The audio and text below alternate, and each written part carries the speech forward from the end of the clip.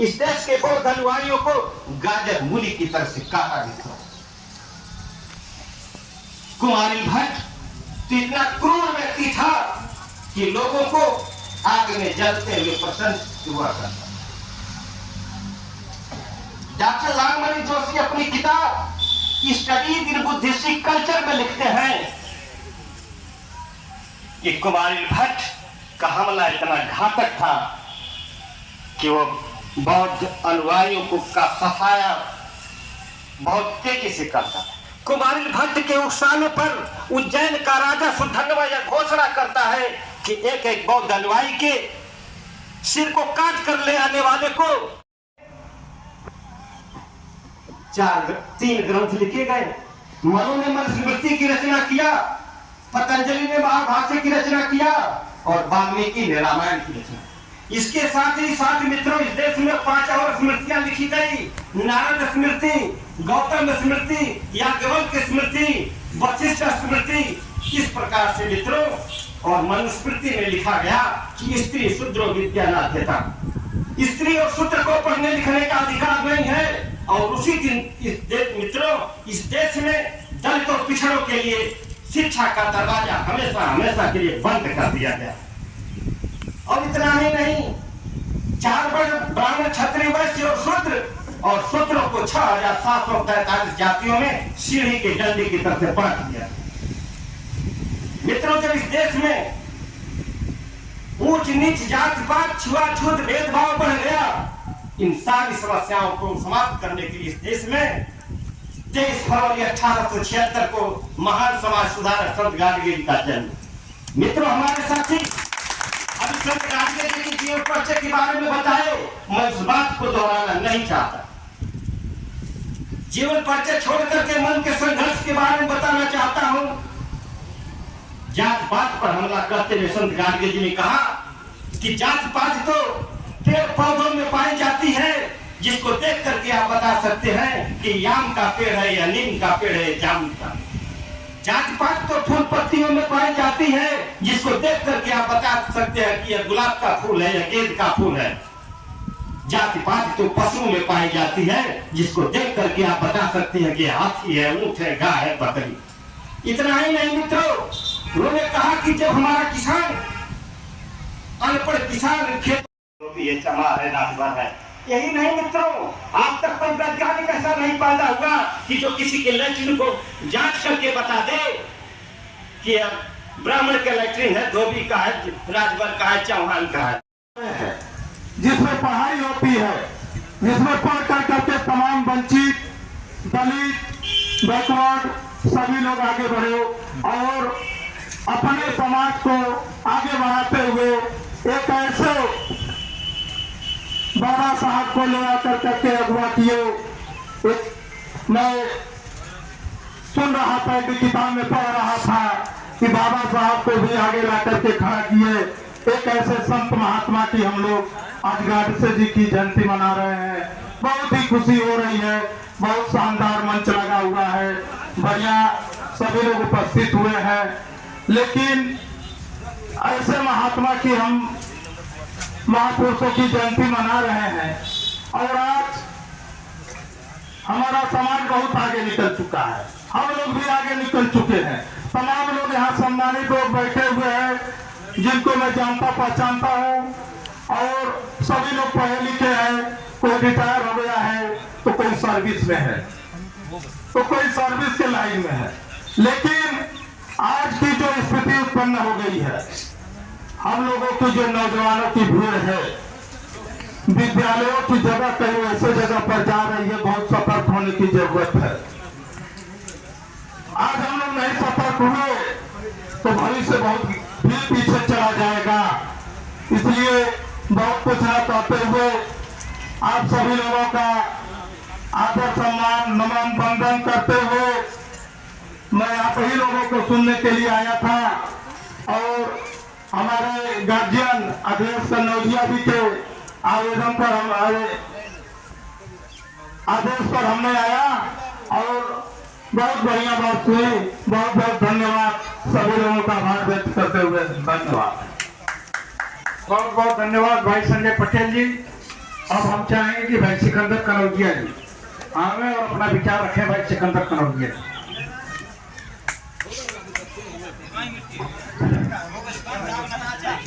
एक बादशाह हुए डॉक्टर भीमराव अंबेडकर जी को नमन करते हुए मंच पे बैठे हमारे समस्त गुरुजन और सम्मानित नेतागण और सामने बैठी माताएं बहनें, हमारे प्यारे भाई नौजवान, मैं सबको सिकंदर चौधरी के लादने वाला भी खड़ा हो जाएगा, पेश करने वाला भी हो जाएगा, मजदूर भी हो जाएगा। मेरी बात खराब लगे जिसको लगे, यह सिकंदर चौधरी कहेगा और कहता रहेगा। सत्य को कहने में कोई डर नहीं है, इसलिए डर नहीं है कि अगर मैं यहाँ बोल रहा हूं ना तो ये संविधान की बदौलत बोल रहा हूं। संविधान की ही देन थी। जब मेरा ग्राम पंचायत था, आज तो नगर पंचायत हो गया। संविधान की देन है कि मैं उस समय 3 पद पे छठा पंचायत चुनाव अपने परिवार को लड़ाया था। मैं लड़ा, अपनी पत्नी को लड़ाया, अपने भाई को लड़ाया, मगर वहां की सम्मानित जनता ने तीनों पदों को मेरे घर में दे दिया। वो जनता ने दिया, बाबा साहब के संविधान के तहत में चुनाव लड़ा। स्कूल, धर्मशाला, कुष्ठधाम, गौशाला, अस्पताल, बहुत सारी संस्थाओं का निर्माण किया। उसी में से एक संस्था का निर्माण, एक धर्मशाला का निर्माण चोखा मेला धर्मशाला है, जो उस समय 11 लाख की लागत से बना था। और उस चोखा मेला धर्मशाला को संत गाडगे जी ने बाबा साहब डॉक्टर भीमराव अंबेडकर को दान स्वरूप भेज दिया था, जहां दलित छात्रों का छात्रावास शुरू किया गया और बाबा साहब डॉक्टर भीमराव अंबेडकर वहीं से अपना सारा आंदोलन चलाने का काम किए। इसलिए दोनों लोगों में बहुत ही समरूपता है, दोनों लोगों में बहुत ही मैत्री भावना थी। संयोग है कि आज बुधवार है और संत गाडगे जी का जन्म भी बुधवार के दिन ही हुआ था और महाशिवरात्रि के दिन हुआ था। उस समय भी बुधवार और महाशिवरात्रि थी, आज भी बुधवार और महाशिवरात्रि है। इसलिए यह दिन बहुत ही महत्वपूर्ण है और हम लोग यहाँ उपस्थित हैं। मैं उपस्थित सभी साथियों का बहुत बहुत आभार प्रकट करता हूँ कि आप थोड़े समय की सूचना पर यहाँ आए। मित्रों से भी अधिक समय 149 साल बाद आज संत गाडगे जी की जयंती मनाने का अवसर मिला खत्म हुआ कार्यक्रम। चलो देवलास और सही बात तो यह है धोबी समाज के मंदिर कि धोबी समाज के साथी हमारे चलत हैं तमाम गांवों में, गलियों में, पंडित जी बड़े बड़े गांव में हम लोग गए, जाकर के वहां पर जन जागरण करके और क्या नाम है कि समाज को जगाने का काम किया गया। जयंतियां भी बड़े गांवों में मनाई गई। देश विदेश में जहां संत गाडगे जी को मानने वाले लोग होंगे वो श्रद्धा सुमन अर्पित किए होंगे।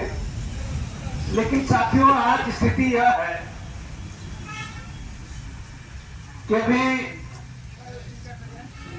याद नहीं आ रहा है, कोई साथी कह रहा था कि मऊ जिले में 10 संगठन, अब याद नहीं आ रहा है कोई साथी कहा है। कैसा कार्यक्रम था? आज सत्य शोधक, मानवता के प्रतिरूप संत गाडगे जी महाराज का 149वां आज जन्मदिन मनाया गया है, जिसमें लगभग हमारे अगल बगल के गांवों से तथा जो हमारे पदाधिकारी हैं दूसरे जनपदों से भी कुछ लोगों ने आकर के हिस्सा लिया है। और जो संत गाडगे जी के विचार थे, जो उनकी सोच थी, आज उसी पर हम लोगों ने प्रकाश डालने का काम किया है। गाडगे जी शिक्षा को लेकर और संगठन को लेकर सबको जागरूक करते रहे। बिल्कुल। आज तमाम ऐसे संगठन बन गए हैं जो खुद संगठित नहीं हो पा रहे हैं, तो क्या उनके विचारों को सब तक पहुंचा पा रहे हैं? अब देखिए, विचार तो सबके हैं, कि हम संत गाडगे जी के विचारों को आगे बढ़ावें। अब वो अलग बात है कि किसी की छोटी लाइन है, किसी की बड़ी लाइन है। तमाम जातीय संगठन हर जाति के बनते जा रहे हैं और हम लोग देखे हैं कि क्षत्रियों के युद्ध के परिणाम से मुगलों और अंग्रेजों का यहाँ पे कब्जा हो गया और आज हर जाति के लोग आपस में संगठन बना के लड़ रहे हैं, तो कहीं यह परिणाम उससे भी भयंकर न हो जाए। अब देखिए, हम लोग तो हमेशा ये जो जाति संगठन है इसके विरोधी है, क्योंकि हमारे दोनों महापुरुषों ने कहा था कि हम जात विहीन समाज बनाना चाहते हैं। जाति की तो बातें नहीं कहीं उन्होंने किया, उन्होंने हमेशा समता, स्वतंत्रता, बंधुत्व और न्याय की बात किया। लेकिन आज जात विहीन समाज बनाने के साथ साथ आज लोग जातियों में बंटे और जिन लोगों ने जातियों में बांटने का काम किया, आज वो अपनी राजनीतिक रोटी सेक रहे हैं, जातियों का दल बनवा रहे हैं, फिर उनसे अपना तालमेल कर करके और वोट को गिरवी थोक का भाव बेचने का काम कर रहे हैं। जातीय संगठन की बनी हुई पार्टियां केवल अपने परिवारों तक सीमित है, क्या इससे देश का और उस समाज का फायदा होगा? कभी नहीं हो सकता है, कभी नहीं हो सकता है। अगर हम समाज की बात नहीं करेंगे, अगर हम जाति और परिवार तक सीमित रह जाएंगे तो कभी समाज का भला नहीं होगा। कहीं ना कहीं आरोप लगाता है कि ऐसे संगठन कराकर किसी एक जाति विशेष पर हमला बोला जाता है, उनकी भावनाओं को आहत किया जाता है, क्या कहेंगे आप? नहीं, कहीं एक जात विशेष की बात तो नहीं आती है भाई। देखिए, सवाल ये है कि जो समाज पीड़ित है, आप दोनों एक साथ नहीं हो सकता है। शोषण करने वाला, अशोषित, दोनों में फर्क रहेगा। जो सामंतवादी सोच का व्यक्ति होगा वो कभी शोषित व्यक्ति को अपने समान नहीं रखना चाहेगा, वो हमेशा चाहेगा कि हमारे शोषण में रहें। अभी कर्पूरी ठाकुर का जयंती मनाई गई है और कर्पूरी ठाकुर जब मैट्रिक पास किए तो उनके पिताजी लेकर के गए एक बाबू साहब के पास, एक बहुत खुशी में गए वो कि नहीं, क्या नाम है कि हमारा लड़का मैट्रिक पास किया है, आप सलाह दीजिए इसको और कहाँ पढ़ावें।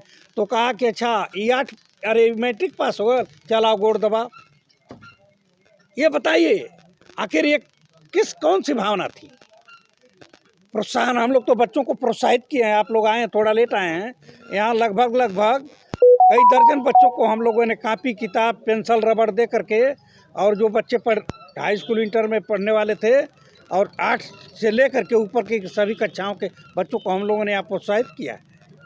आज अपने समाज के लिए क्या कहना चाहते हैं? हम अपने समाज के लिए सिर्फ एक बात कहना चाहते हैं कि समाज का जो गंदा धंधा है, जिस गंदे से हमको अछूत और नीच समझा जाता है, उस गंदे धंधे की तिलांजलि लोग करें और कहीं ना कहीं टेक्निकल लाइन पकड़ करके और अपने श्रम की कीमत को समझें। क्योंकि हमारा समाज 2 काम करता है, गधा लादता है और कपड़ा धोता है। ये दोनों काम इतना कठिन है कि करीब 100 ग्राम रोज राबिस फाँक जाता है गधा लादने वाला व्यक्ति। आप जाते होंगे, रास्ते में गाड़ी जाती है तो आप नाक पर हाथ लगा लेते हैं कि गर्दा आ गया। हमारा समाज उसी में, मैं तो कह रहा हूँ कि 100 ग्राम पर डे राबिस फाँकता है। अब पाता कितना है, 6 महीना का उधारी पर काम करता है, 6 महीना पर कोई देता है, कोई नहीं भी देता है। तो आखिर हम सब यहाँ मान लीजिए कि सरकारी जो रेट तय किया गया है वो 200 कुछ रुपया दैनिक मजदूरी तय की गई है। हम 6 महीना की उधारी पर काम करते हैं। तो हम यही कहेंगे कि अगर जिस गंदे धंधे से वो बू आ रही हो और हमको दलित और हमको अछूत और नीच समझा जा रहा हो, उस धंधे से हम लोग दूरी बनाएं। बहुत बहुत धन्यवाद।